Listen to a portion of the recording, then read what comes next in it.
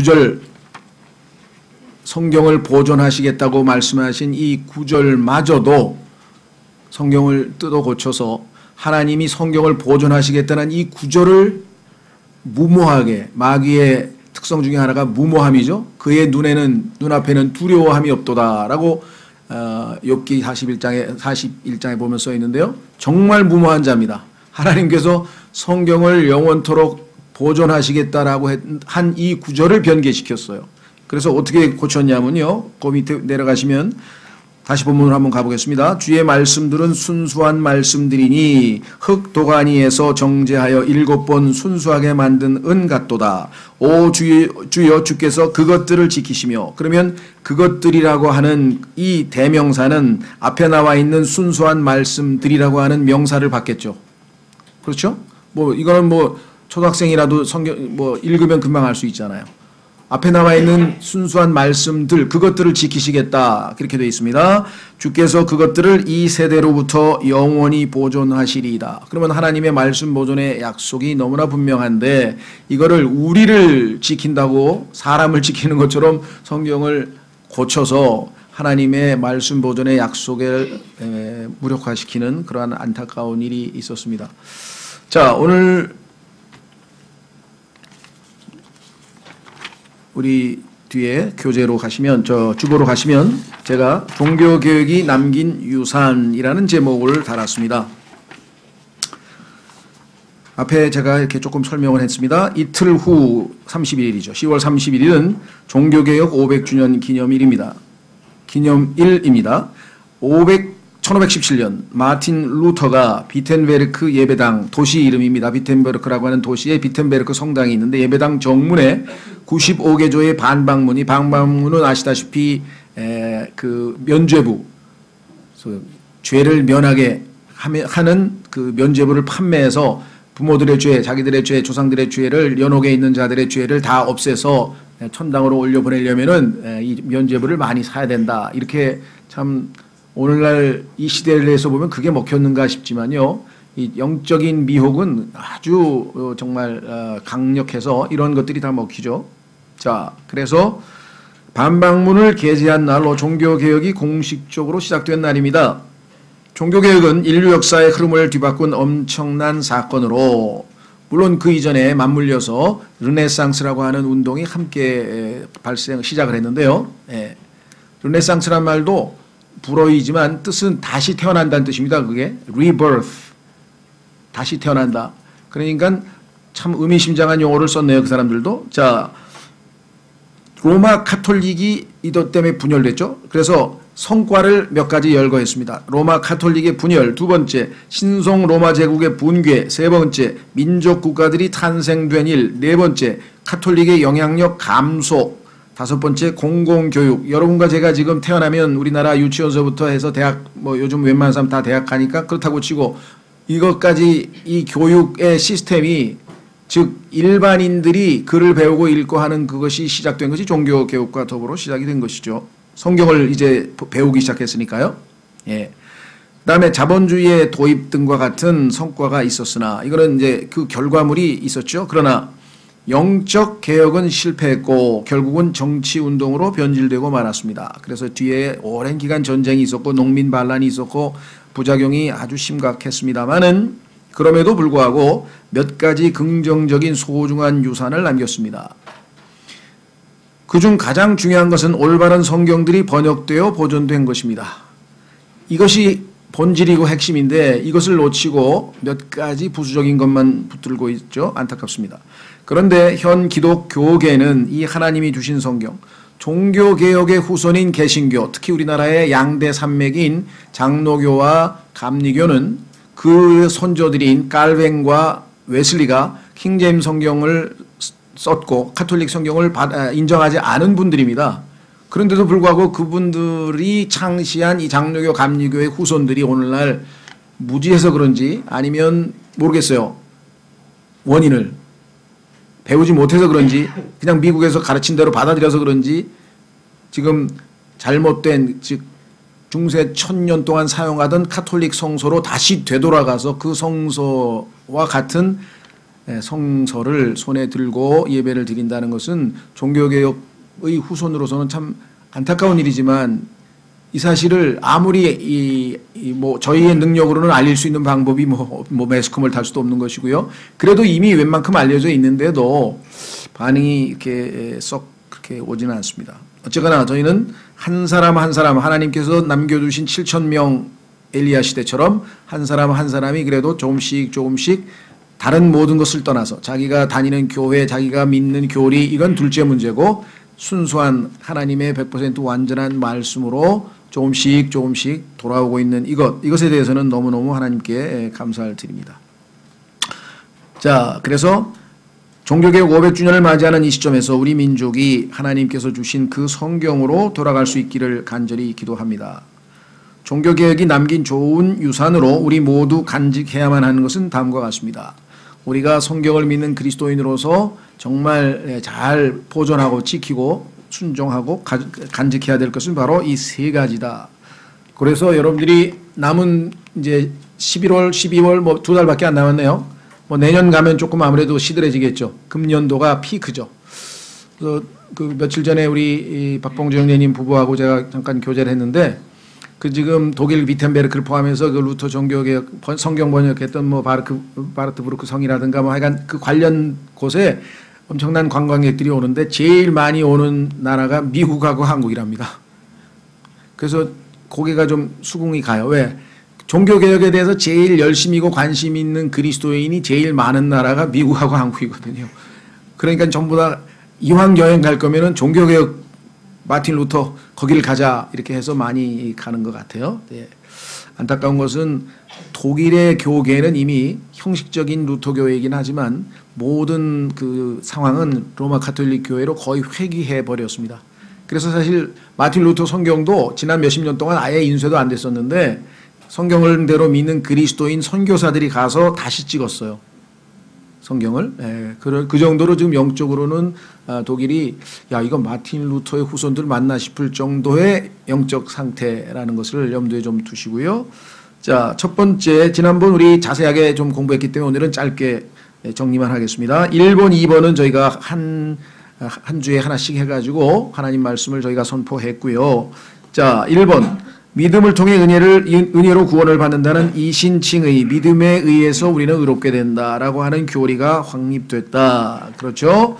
자, 그래서 사도행전 15장 1절 11절 자 찾지는 않겠습니다. 이 두 구절은 성경에서 신약교회의 교리가 확립된 역사적 사건을 다루고 있습니다. 그 얘기는 뭐냐면 사람들이 믿음으로 의롭게 되고 은혜로 구원을 받는다는 이 기본 교리에 대해서 논쟁이 많이 생겼어요. 그래서 어떤 사람들은 믿음으로 구원을 받는지는 모르지만 그 이후에 계속해서 믿음이 아닌 행위로서 열심히 그 구원을 지켜내야 된다. 이렇게 가르치는 사람들이 있었는데 그런 사람들을 갈라디아주의자라고 하는데 갈라디아 교회들에서 그런 일이 벌어졌어요. 그래서 갈라디아서를 하나님께서 쓰셔서 그것이 아니고 믿음으로 구원을 받는 것은 물론 그 구원도 믿음으로만 지켜질 수 있는 것이지 무슨 행위가 덧붙이지 않으면 그러니까 구원받은 이후에 우리가 행위가 뒤따르지 않고 죄를 지으면 다시 구원을 잃어버리는 거냐 칭의를 잃어버리는 거냐 그것이 아니라고 하는 사실을 하나님께서 강력하게 가르치고 계신 것이죠. 그래서 사도행전 15장 1절 11절은 왜 중요하냐면 역사적으로 공식적으로 오직 믿음으로만 의롭게 되고 은혜로만 구원받는다고 하는 구원 교리가 확정된 회의입니다. 자, 그리고 로마서 3장 28절에서 우리는 분명하게 믿음으로 구원한다는 말을 확인했고요. 자, 에베소서 2장 8절 9절 하나 찾겠습니다. 에베소서 2장 8절 9절에 우리가 그 유명한 구절 믿음으로 의롭게 되고 은혜로 구원받는다고 하는 그 구절이 에베소서 2장 8절 9절에 나와 있죠.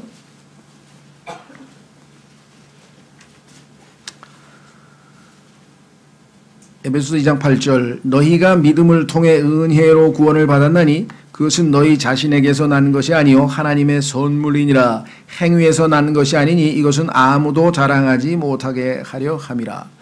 행위가 아니고 은혜다. 자, 그 다음에 믿음이다. 수단은 믿음이다. 그랬습니다. 자, 로마서 5장 1절로 가서 정리하고 두 번째 테마로 가겠습니다.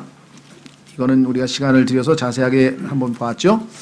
사람이 의로우신 하나님 앞에서, 거룩하신 하나님 앞에서 의롭다고 선포받을 수 있는, 하나님 앞에 의롭게 될 수 있는 유일한 길은 예수 그리스도를 통해서 십자가에서 이루신 하나님의 그 놀라운 은혜의 사역을 믿음으로 받아들이고 예수 그리스도를 우리의 구원자로 믿는 것이죠. 그때 하나님께서는 우리를 의롭다 하신다라고 성경에 분명히 기록을 했습니다. 로마서 5장 1절. 로마서 5장 1절. 그러므로 우리가 믿음으로 의롭게 되어, 이것을 한문으로 우리가 줄여서 이신칭의 믿음에 의하여 의롭게 된다 그랬습니다. 이 땅에 있는 모든 인간에게 있어서 가장 중요한 것은 하나님 앞에서 자신이 의인인가, 의롭게 된 의인인가, 하나님 앞에 여전히 죄인인가. 이 문제를 해결하지 않으면 다른 어떠한 일들을 아무리 잘 해결하고 행복한 인생을 꾸려가더라도 불행한 인간이 되고 맙니다. 그렇죠? 하나님은 우리를 제일 먼저 대하실 때 예수 그리스도를 믿지 않는 사람들은, 하나님은 그들은 불의한 자로, 즉 의롭게 되지 못한 자이기 때문에 하나님과 관계를 맺을 수가 없습니다. 의로우신 하나님 앞에 우리가 담대히 나아갈 수 있는 유일한 길은 의롭게 되는 것입니다. 하나님 앞에 무죄 또는 죄를 단 한 번도 지은 적이 없는 것으로 하나님이 선포하시는 것이죠. 예수 그리스도의 십자가의 죽으심을 근거로 해서 그렇게 하시고요. 자, 그래서 부활하신 예수님 덕분에 우리는 이제 완전히 하나님으로부터 의롭다고 선언되었습니다. 그러므로 우리가 믿음으로 의롭게 되어, 그 다음에 뭐라 그랬습니까? 우리 주 예수 그리스도를 통해 하나님과의 화평을 누리는도다. 하나님이 더 이상 두렵지 않죠? 왜? 우리가 하나님으로부터 의롭다고 선언을 받았으니까. 하나님 앞에 죄인으로 서 있을 때 두렵죠. 그러나 의롭다고 선언을 받았으니 더 이상 두려울 게 없다. 그래서 하나님과 우리 사이에는 이제 더 이상 그런 적대감이 없죠. 그래서 완전한 화평을 누리게 됐습니다. 그뿐만 아니라 그 결과로 두 번째 2절, 또 우리가 그분을 통해 지금 우리가 서 있는 이 은혜 안에 믿음으로 들어감을 얻었으며, 의롭게 된 자를 하나님께서는 받아주십니다. 그래서 하나님 앞에 우리가 언제든지 담대히 나아갈 수 있는 그것이 바로 우리가 칭의, 의롭게 되었다고 하는 근거에 의해서, 하나님 앞에 의로우신 하나님 앞에 죄인은 나아갈 수가 없죠. 그래서 구약에서는 죄를 다 짐승에게 전가시키고 짐승의 피로 하나님 앞에 속죄 업무를 바치고 제사장이 대신해서 그 모든 일들을 해주고 비로소 하나님 앞에 나아갈 수 있는 길이 열렸는데, 지금은 예수 그리스도를 통해서 우리가 언제든지 하나님 앞에 나아갈 수 있는 길이 열렸다라고 성경은 우리에게 분명하게 말씀을 하고 있습니다. 자, 그래서 이제 우리는 하나님 앞에 믿음으로 이롭게 될 수 있고, 그 어떠한 것도 하나님 앞에 의롭게 될 수 있는 수단은 없다. 특별히 중세 천년에서는요, 뭐 교회를 열심히 다닌다든가, 아니면 뭐 봉사를 많이 한다든가, 아니면 기타 뭐 성경을 많이 읽는다든가, 아니면 뭐가 됐든지 간에 인간의 어떠한 그 선한 행위, 의로운 행동, 그것을 성경에서는 율법의 의라 그랬는데, 율법으로 하나님 앞에 의롭다함을 얻을 육체가 없다라고 분명하게 선언을 했습니다. 자, 더군다나 예수 그리스도께서 십자가에서 부활하심으로 우리는 하나님 앞에 완전한 칭의를 얻었다고 하는 증거까지, 이제 보증서까지 손에 쥐고 있어요. 누군가가 우리의 의롭게 됐다는 사실을 만약에 의심하거나, 또 예를 들면 우리 의심 받잖아요. 야, 너 요즘 내가 보니까 생활이 엉망진창인데 그게 네가 무슨 의로워? 그렇죠. 여러분 삶을 보고, 야, 너는 정말 의인답다, 그렇게 칭찬받을 만한 삶을 우리가 못 살 때가 허다할진데, 그럼에도 불구하고 나는 하나님 앞에 의롭다라고 무슨 증거로 얘기할 수 있냐 이거죠. 그것은 바로 예수 그리스도의 부활로 말미암아 우리가 완전히 하나님 앞에 의롭다고 선포되었다. 즉 비록 나의 매일매일의 삶의 모습에서는 의롭지 못한 부분들이 많이 나타나지만, 그렇죠? 하나님께서는 예수 그리스도로 옷 입고 있는 나를 바라보시기 때문에 예수님이 100% 의로우신 것처럼 예수님을 믿는 자는 다 하나님 보시기에 100% 의로운 자로 하나님은 인정하신다. 그렇죠? 예. 다만 우리는 예수 그리스도를 통해서 이 땅에서 하루하루 의롭게 살도록 가르침을 받고 있다. 디도서 2장에 보면은 우리를 의롭게 사는 방법을 예수님께서 하루하루 실제적으로 가르쳐주고 계시죠. 그렇죠? 예. 그러나 하나님의 입장에서 보면 이미 우리는 100% 완전한 의인이 되었다고 하는 사실을 예수님의 공로로 인해서 선언했다. 자, 두 번째. 이 문제는 우리가 자세히 3주 전인가요? 4주 전에 설교한 것을 좀 보시면 칭의에 대해서는 한 테마로 다 다루었습니다. 두 번째도 역시 자세히 다뤘는데요. 짧게 요약하고 세 번째로 가겠습니다. 만인 제사장 교리의 확립. 일본은 그래도 우리나라에서 상당수 그리스도인이 잘 지키고 있습니다. 요즘 물론 안타깝게도 다시 구원을 잃어버린다고 하는 아르미니우스, 소위 말하면 감리교, 성결교, 순복음교회를 비롯한 공식 여러 교단들이 구원을 다시 잃어버릴 수도 있다라고 하는 그런 잘못된 교리들을 또 가르치고 있어서 안타깝습니다만은, 그래도 비교적 율법과 은혜가 무엇이고 복음이 무엇인지를 정확하게 알고 있는 분들은 이신칭의 믿음에 의해서 의롭게 된다는 이것에 있어서는 별로 흔들리지 않은 것 같아요. 그나마. 그런데 두 번째로 갑니다. 만인 제사장 교리의 확립. 자, 중세에는 제사장 계급, 다시 말하면 가톨릭 신부를 통하지 않고는 개인적으로 하나님 앞에 나아갈 수도 없고 성경을 읽을 수도 없고, 하여간 모든 것은 중재자, 즉 이 제사장 계급에 의해서 하나님과의 관계가 성립될 수밖에 없었는데, 이것은 구약적 이야기죠. 그런데도 불구하고 신약에서 하나님께서 우리를 다 제사장으로 한 명 한 명 모든 그리스도인 예수님을 믿는 사람 한 사람을 다 제사장으로 만드셨다고 성경에 분명하게 기록해 놓으셨고, 언제든지 우리가 직접 하나님 앞에 다 나아갈 수 있는데도 불구하고 이 로마 가톨릭 천년의 이 종교 체계 가운데에서 여전히, 그렇죠? 하나님 앞에 나아가려면 이 사제 계급, 즉 제사장 계급을 통해서만, 중재자를 통해서만 가능한 것처럼 가리켰는데, 그것이 아니고 모든 그리스도인 한 사람 한 사람이 다 제사장이기 때문에 언제든지 하나님 앞에 나아갈 수 있다라고 하는 정말로 위대한 진리를 다시 이제 참 우리에게 이렇게 물려주었는데요. 자, 계시록 찾지 않습니다. 2장 6절 15절에 보면은요, 니골라 당에 대한 얘기가 나옵니다. 즉 제사장 계급과 일반 성도들을 구분해서 따로 분류하는 그와 같은 제도, 이게 이제 가톨릭의 사제 제도도 되고 개신교 일부에서도 자꾸만 교역자와 일반 성도를 구분하죠. 그렇죠? 아마 저희 교회에 이렇게 방문하시는 분들 중에서도 일반 장로교회나 이런 데 오래 계셨던 분들은 형제님들이 저보고 형제님 이러세요 뭐 이렇게 하면은 가면서 저 사람 목사 아니에요? 그 목사를 보고 왜 형제라고 불러요? 이런 분들이 아직도 많죠. 왜? 여전히 평신도와 성직자라고 하는 그 계급이라는 것을 이미 전통적으로 들어왔기 때문에, 저분들은 지금 소위 말하면 교역자고 사역자 그룹이고 여기는 우리는 평신도인데, 그 용어도 성경에 없을 뿐만 아니라 그렇게 구분하는 제일 극단적인 케이스가 로마 가톨릭인데, 그것에서 개혁되지 못한 채 그 흔적이 여전히 남아있어서 개신교 일부에서도 뭐 가운을 입고 뭐 특별한 행사를 한다든가 이렇게 해서 자꾸 교육자와 평신도를 구분하는 것은 성경에 보니까 그런 행위를 하지 말라, 그런 행위를 하는 자를 내가 미워한다고 하면서 예수님께서 말씀하셨습니다. 그리고 그런 교리를 가르쳐서는 또 안 된다. 이게 지금 계시록 2장 6절 15절에 나와 있습니다. 그렇죠? 그래서 성경에 보니까 바울에게도 뭐라 그랬습니까? 바울 형제요. 대사도에게 감히 형제라니. 그거는 우리 생각이고 하나님의 말씀에는 바울과 우리 다 같은 형제입니다. 다만 때로는 그를 사도라고도 부를 수 있어요. 또 극단적인 사람들은 그래요. 그 사람 형제인데 자꾸 목사님 하십니까? 또 그것도 반대로 따지는 분이 있어요. 아, 그 사람이 우리 형제야. 그런데 그 사람이 지금 목사야, 이 교회. 그리고 저 사람이 우리 교회 집사야. 그 집사, 목사 부르는 게 뭐가 이상하냐. 성경에도 보면 장로를 보고 장로라고 부르고 사도를 사도라고 또 부릅니다. 그러나 그를 형제라고 불러도 아무 문제 없습니다.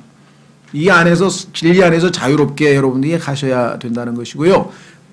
지금 한국의 기본 제도 가운데에는 교역자와 일반 평신도의 구분이 하도 심해서 이거 자꾸 물어. 아, 이분이 목사님이세요? 그럼 이분이 뭐 이게 특별한 것처럼 자꾸만 생각하는 그것이 보편화돼 있잖아요. 일반 장로교회나 일반 교계에서. 그러다 보니까 여러분이 그분들의 입장을 조금은 존중해줘서 나중에 이 만인제사장이라든가 이런 것들을 자세하게 잘 배워서 그런 것들을 소화해내면 좋지만 처음에 아직 그런 것이 익숙하지 않은 분들에게 아, 그런 니골라당의 행위를 하시냐고 하면서 막 질책을 한다거나 이러면 안 된다 이 말이죠.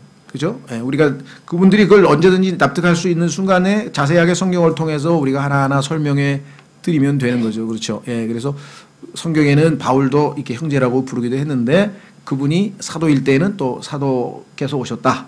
또 이분이 우리 교회에서 목사로서 말씀과 목사와 교사로서 말씀을 선포하고 또 가르친다.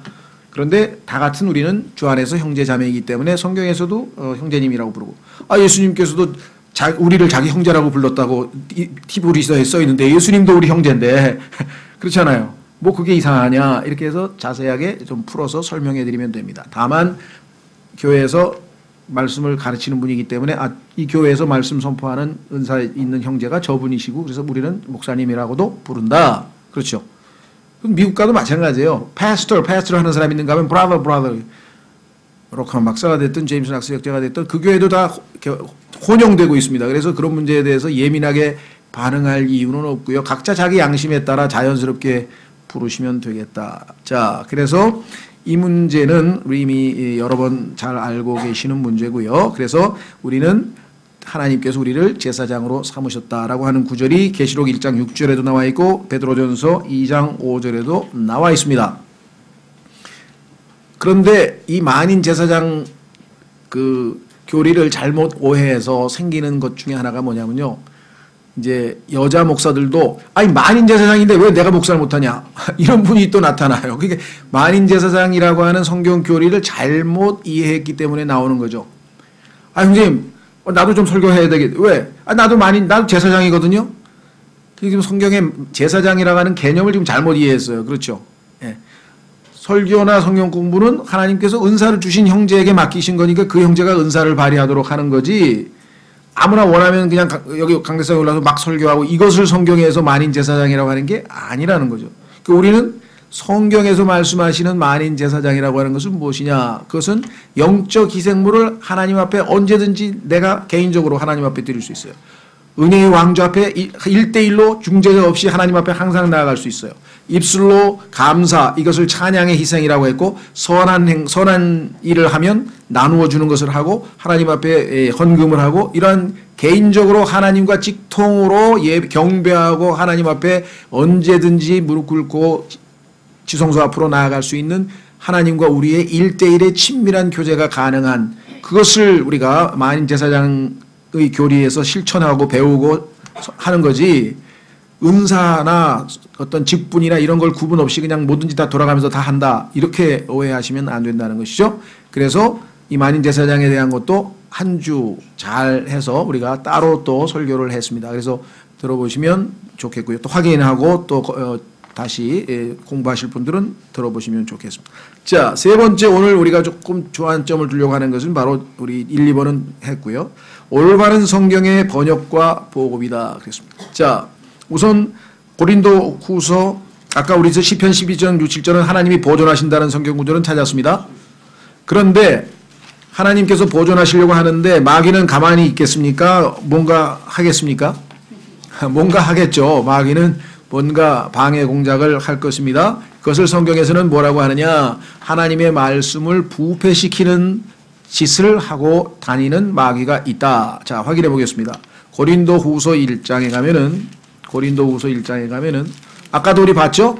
누군가가 하나님의 말씀들을 보존하신다는 성경 구절을 말씀들을 싹 지우고 우리를 보존한다고 해가지고 성경을 싹 부패시켰죠. 그렇죠? 하나님이 원래 하신 순수한 말씀이 아닌, 순수한 것이 아닌 게 들어가면 우리 부패라 그러죠. 자, 고린도후서 1장 27절에 사도 바울이 살던 시절에, 그러면 이 시절은 아직 신약 성경이 완성도 되기 전입니다. 아직 신약 성경이 다 완성도 되기 전에 이미 하나님의 말씀들을 부패시키는 자들이 있었다. 보통 심각한 일이 아니죠. 그렇죠? 자, 고린도후서 2장 17절. 2장 17절.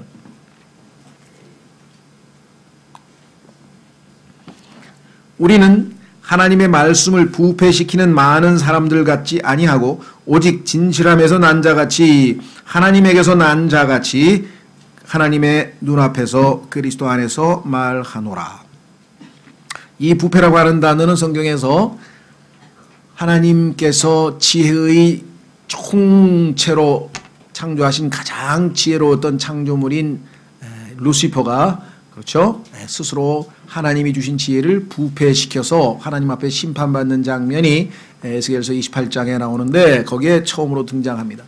그러니까 모든 이 땅의 부패, 뭐 음식이 부패되는 것부터 시작해서 정신이 부패되는 것까지, 영적으로 부패되는 모든 부패의 소위 말하면 원조라고 할 수 있는 것이 바로 사탄입니다. 그렇죠? 순수함, 깨끗함, 정결함, 이게 보존이 되는 것은 하나님의 역사죠. 자, 그렇다면 하나님께서는 자신의 pure, 아까 나왔죠. 순수한 말씀들, pure, 전혀 부패하지 않고 완전히 순수한 100% 깨끗하고 정결한 말씀들을 영원토록 보존하시겠다라고 하나님께서 말씀을 하셨는데, 그 말씀들을 부패시키는 자들이 이미 이 시대에도 나타나 있었다라는 사실을 우리가 알 수 있죠. 그런데 이런 짓을 하는 자들에 대해서 하나님께서는 어떻게 경고하셨는가 한번 확인해 보겠습니다. 경고. 자, 신명기 4장 2절.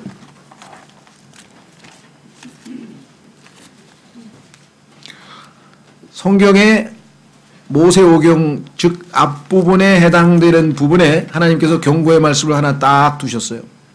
신명기 4장 2절. 신명기 4장 2절. 받들어 읽겠습니다.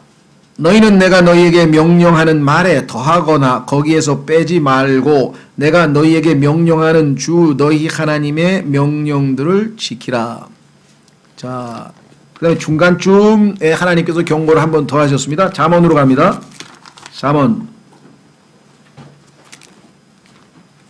30장 6절. 잠언 30장 6절.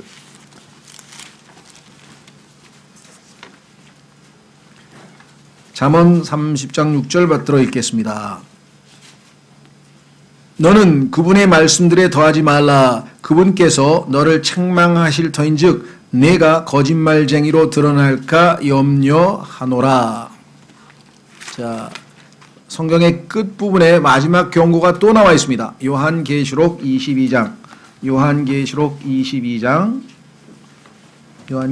22장 18절 19절. 하나님께서는 100% 순결한 자신의 말씀에 인간이 손대는 것을 아주 싫어하셔요.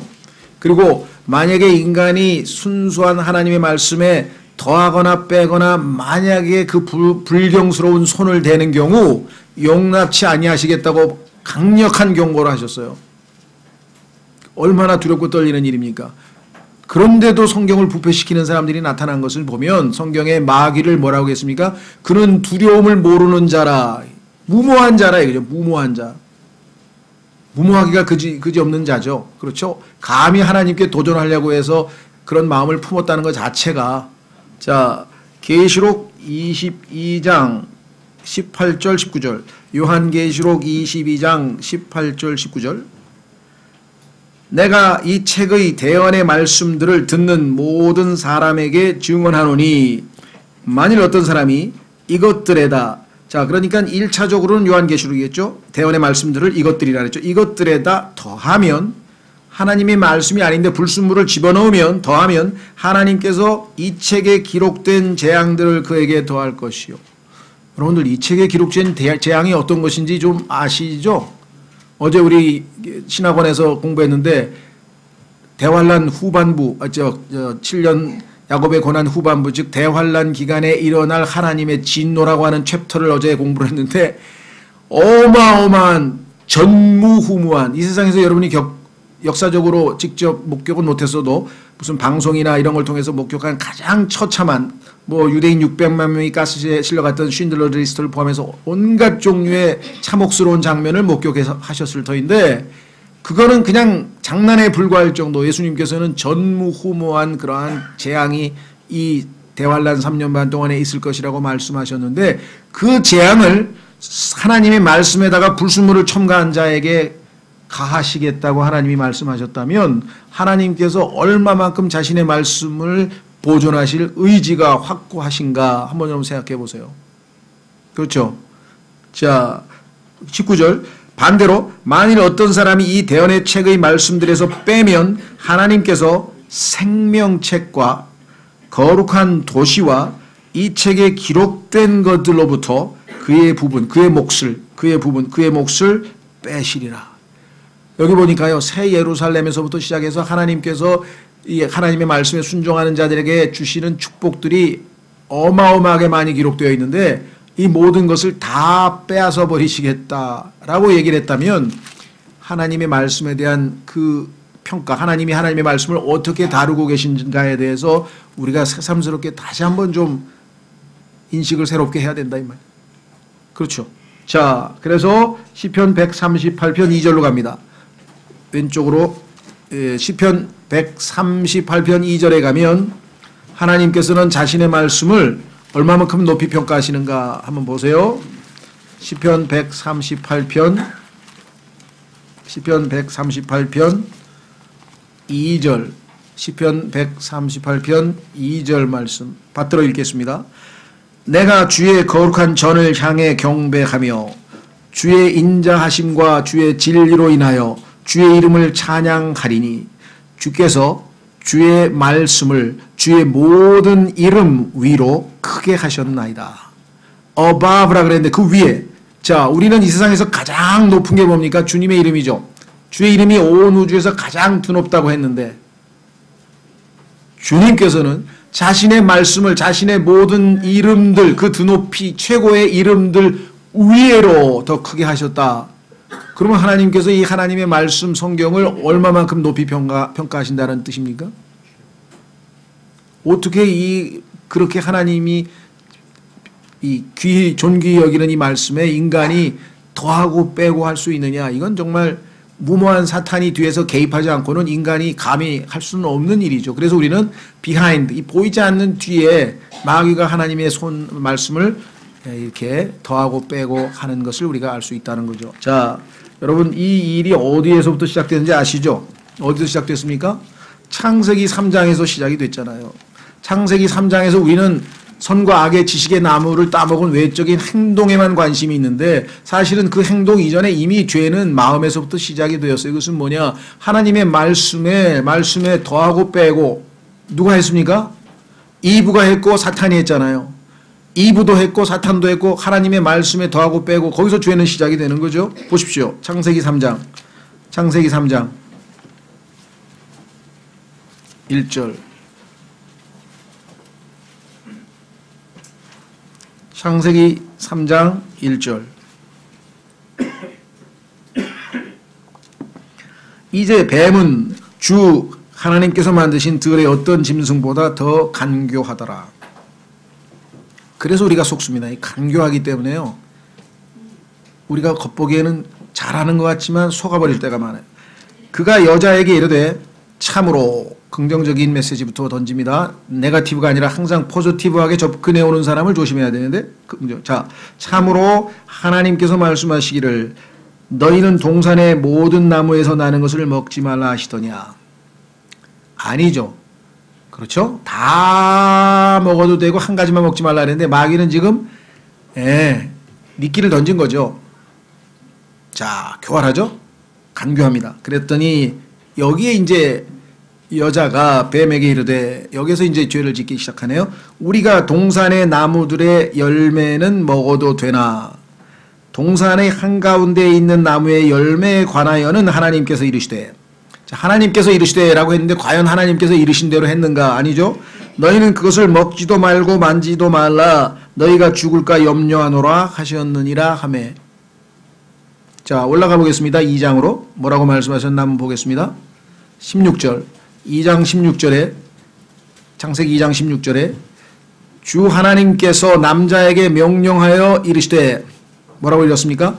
동산의 모든 나무에서 나는 것은, 그 다음에 뭐라 했습니까? 네가 마음대로 먹어도 되나? freely, 마음대로 원하면 먹어도 되고 안 먹어도 되고 네가 자유다. 너에게 자율 의지를 주었다. 너에게 자유를 주었노라. 이 단어를 죄송합니다. 누구 맘대로 빼냐. 이부가 무모하게 짝이 없는 거예요. 하나님이 하신 말씀, 그것도 성경에 있어서 가장 핵심 교리가 구원은 하나님이 우리에게 주신 free gift예요. 거저 주시는 선물인데 그 중요한 free라는 단어를 freedom, 이것 때문에 목숨을 버린 사람이 이 세상에 얼마나 많습니까? 이 어마어마한 성경의 가장 핵심적인 본질적인 이 어휘를, 이 단어를 누구 마음대로 뺐냐 이게요. freely, 마음대로라고 하는 단어를 지금 뺐죠. 하나님께서 그 다음에 빼지 말라고 하는 경고를 하실 수밖에 없다는 걸 알 수 있겠죠. 자, 그 다음에 뒤에 17절에 선악을 알게 하는 나무에서 나는 것을 먹지 말라. 그 나무에서 나는 것을 먹는 날에 내가 반드시 죽으리라. 자, 먹지 말라 그랬는데 3절에 보니까 이분은 3장 3절에 먹지 말라 안 하고 만지지도 말라. 하나님께서 만지지도 말라는 말씀 안 하셨죠? 예, 이건 요즘 현대 세상으로 표현하면 공문서 위조네. 완전히 공문서 위조. 죄를 지은, 이건 엄청난 죄를 진 거예요. 하나님이 하시지도 않는 말을 집어넣었어요. 하신 말은 빼고 인간의 모든 죄는 여기서부터 시작이 됩니다.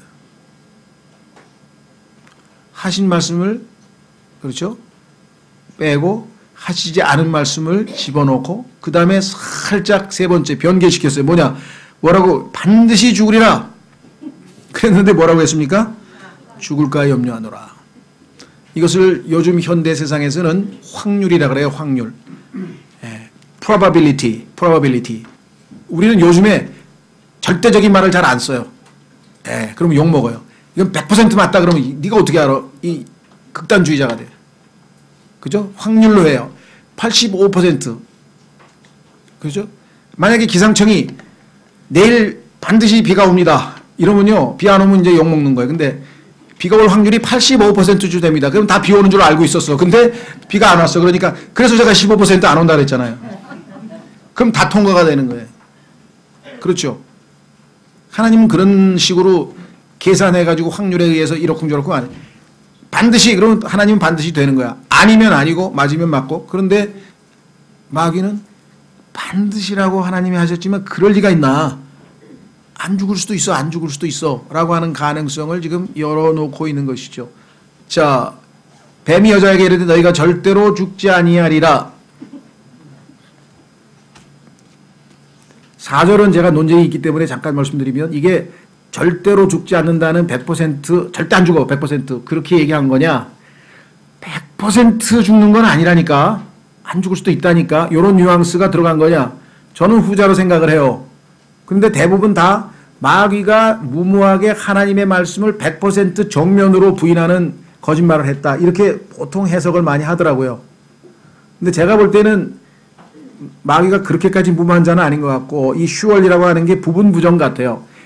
반드시 죽는 건 아니다. 왜냐하면 만약에 이게 반드시 절대 안 죽어 하면 surely you shall not die, 이렇게 해서 surely가 앞으로 나가면 분명한데, not surely 하면은 꼭은 아니야, 이런 뉘앙스 같아요. 그래서 이 문제는 정말 저도 뭐 함부로 내가 맞다고 제가 맞다고 하는 건 아니고, 이렇게 저같이 생각하는 분들도 있고, 아까처럼 절대 안 죽는다고 하면서 그냥 완전히 100% 그냥 아주 새빨간 거짓말을 했다, 이렇게 해석하시는 분들도 있다는 거. 어쨌거나 이건 중요한 거는 거짓말한 건 사실이죠. 뭐라고 했던 간에. 자, 그래서 우리는 하나님의 말씀에 대해서, 자, 온전한 하나님의 말씀, 순수한 하나님의 말씀 100%짜리가 있습니다. 그렇죠? 예. 그럼 100%짜리 하나님의 말씀이 있었는데 그거를 100% 똑같이 베껴 썼습니다. 인쇄술이 나오기 전까지 100% 똑같이 베껴 썼습니다. 그런데 중간에, 그렇죠, 자기의 개인 생각, 누구처럼 이부의 후손. 가만히 있어봐. 이게 풀일리, 이게 뭐 이런 말이 마음대로 이거 좀 불경스러운 단어가 성경에, 이거 빼자. 심지어는 성경에 똥이란 말이 나와. 아, 하나님 무슨 똥 얘기를 해. 아, 이 똥도 빼자. 그럼 좀 다른 얘기를 집어넣자. 그죠? 뭐 걸음이라고 하자. 예를 들면 똥 대신에. 그럼 뭐 어떻게 됐든 간에 성경을 이렇게 저렇게 이렇게 저렇게 손대서 약 6만 군데 이상을 정말 무모하게 뜯어고친 그러한 것을 카톨릭에서 공식 성경이라고 받아들여서 지금 가지고 있고, 그렇죠?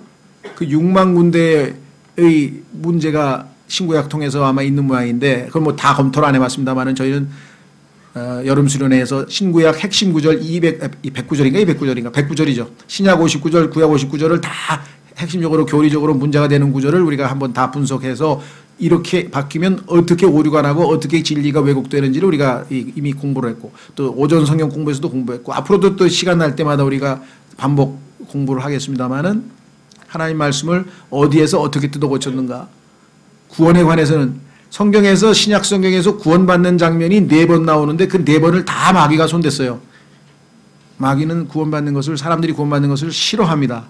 당연히 성경을 또 고치죠. 그렇죠. 이런 역사적인 증거도 우리가 하나하나 이미 공부를 해왔습니다.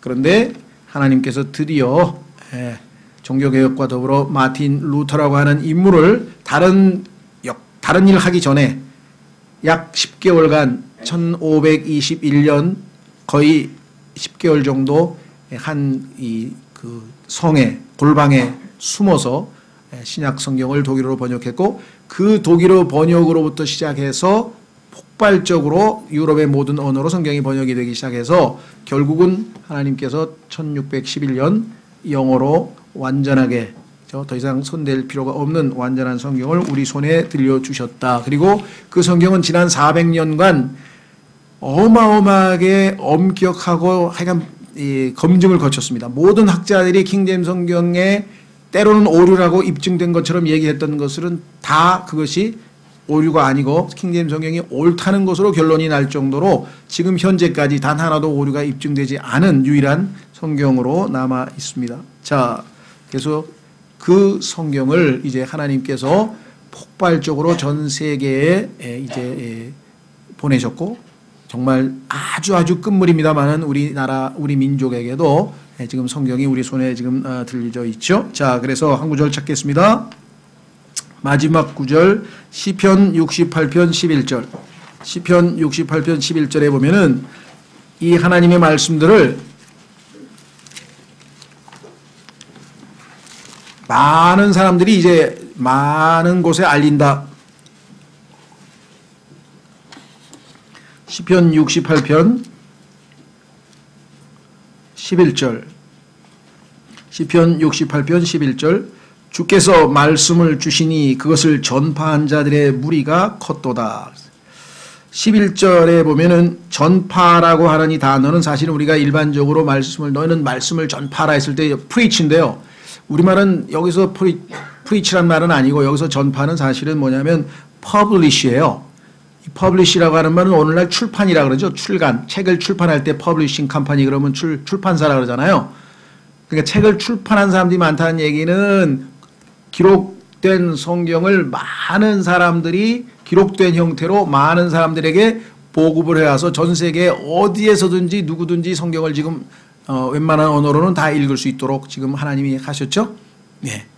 그래서 드디어 우리는 참 1895년에 첫 번째 우리말 성경이 나올 때 이 종교개혁 성경인 킹제임스 성경에서 번역이 되었더라면 얼마나 좋았을까. 그건 이제 우리 생각이고요. 하나님께서는 알 수는 없지만 카톨릭 성서가 들어와서 100여 년이 지난 이 뒤늦게 지금으로부터 20여 년 전에 종교개혁 성경을 우리 손에 그래도 늦지만 들려주셨고, 그 결과 우리가 이 성경을 알게 된 것만으로도 지금 우리는 감사하고요. 또 지금 그것을 알아보고, 아 그래, 하나님은 완전 무결하신 분인데 왜 성경에 없음 이 없음이란 말이 이거는 하나님의 성품하고 안 맞는데 하고 고민하던 우리에게, 아 이게 다 들어있는 성서가 진짜 성경이었구나. 원래 있었구나라는 사실을 알게 된 것도 감사하고요. 그렇죠? 또 그 말씀으로 비록 우리가 다 아직 성숙되지 못하고 충분히 헌신하고 충성되지 못하더라도 이 순수한 말씀을, 하나님의 말씀을 우리가, 그래서 순수한 말씀의 젖 이렇게 돼 있어요. 베드로 후서 전서 2장 2절에 너희는 거듭난 갓난 아이로서 순수한 말씀의 젖 그걸 우리가 받아들여야 하는데, 갈망하라 했는데, 그런 의미에서 봤을 때 우리는 정말 가장 대한민국의 그리스도인으로서는 1차적으로 제일 복을 많이 받은 사람들이다. 그렇죠?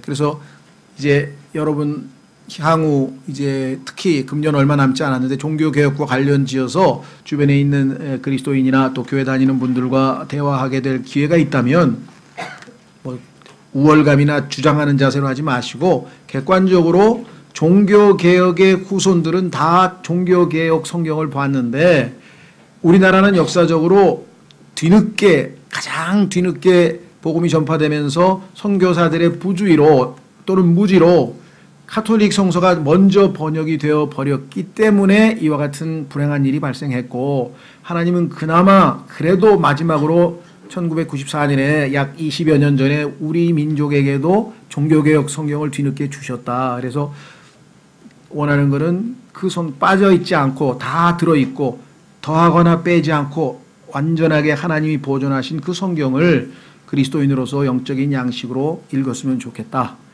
그렇죠? 이것이 우리의 바람이죠. 뭐 더 속으로 바라는 것은 그래서 더 깊은 올바른 진리들을 더 많이 배웠으면 좋겠지만 그건 우리가 이제 할 일은 아니. 그렇죠? 우리는 일단은 성경에 대해서는 거기까지 알려주는 것이 우리가 해야 될 일인데 감정을 상하지 않게 주장하는 자세로 하지 마시고 지혜롭게, 역사적 사실이니까 마틴 루터가 잘못됐다고 에라숨스를 통해서 하나님이 하신 그 성서가 가톨릭 성서고 하나님께서 종교개혁 성경을 우리에게 주셨는데 이게 다 들어있는 올바른 성서라는 것은 성경을 차근차근 비교해 보면서 설명을 해 주시면 되겠죠. 그래서 여러분 나머지 2달 동안 혹시라도 모르겠습니다. 뭐 그 다큐멘터리 영화가 얼마만큼 역사적 사실에 부합하는지 제가 저도 잘 모르기 때문에 뭐 함부로 권하지는 않습니다만 그래도 마틴 루터라고 하는 사람이 어떤 생애를 살았고 어떻게 하나님이 쓰셨고 뭐 그런 것에 대해서 관심 있으면 요즘에 그 영화 뭐 기독교 신문에 보면 영화도 나오고 뭐 이러더라고요. 그래서 이제 관심을 좀 가지셨으면 좋겠다. 자, 그래서 우리는 오직 믿음으로는 그렇게 된다고 하는 사실을 공유하고 만인 제사장으로서 영적 희생물 하나님 앞에 날마다 제사장으로의 직분을 감당하는 일에 우리도 공유하고 공감한다. 그러나 그것의 근거가 되는 성경은 여러분들이 올바른 성경을 봤으면 좋겠다. 이렇게 해서 열심히 주변인 분들에게 전파하셨으면 좋겠습니다. 주님 용기를 주시고 담대함을 주시고 지혜를 주셔서 이 종교개혁의 유산을 우리 그리스도인들에게 알리는데 저희가 좀 쓰임받도록 이 시간 잠깐 같이 기도하겠습니다.